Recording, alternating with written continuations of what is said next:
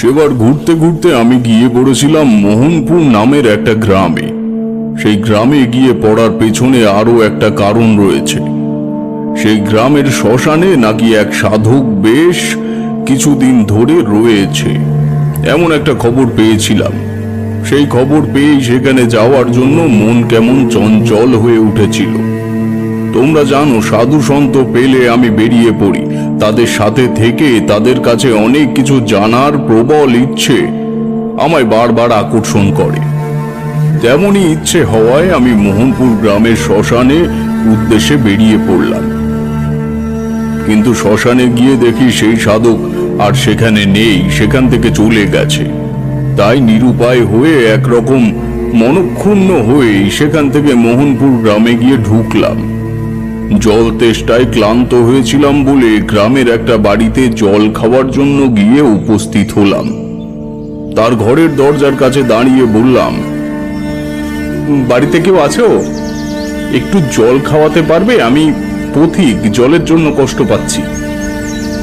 ঘরের ভেতর থেকে একজন উত্তর দিল, দাঁড়ান, এক্ষুনি আনছি।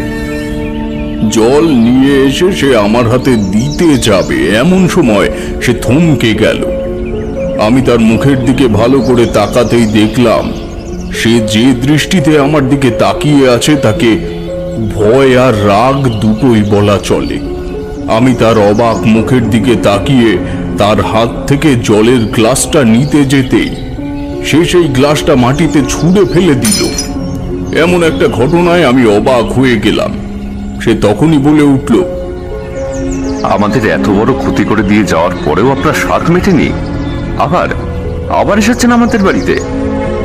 তার কথা শুনে আমি কিন্তু বেশ অবাক হলাম, কারণ এই বাড়িতে তো দূর, এই গ্রামেই আমি এর আগে কখনো আসিনি। তাই একটু অবাক গলাতেই বললাম, এইসব কি বলছো বলো তো? আমি তোমার বাড়িতে জীবনে কখনো আসিনি, এই গ্রামেই আমি কখনো পা রাখিনি। আবার মিথ্যে কথাও বলছেন।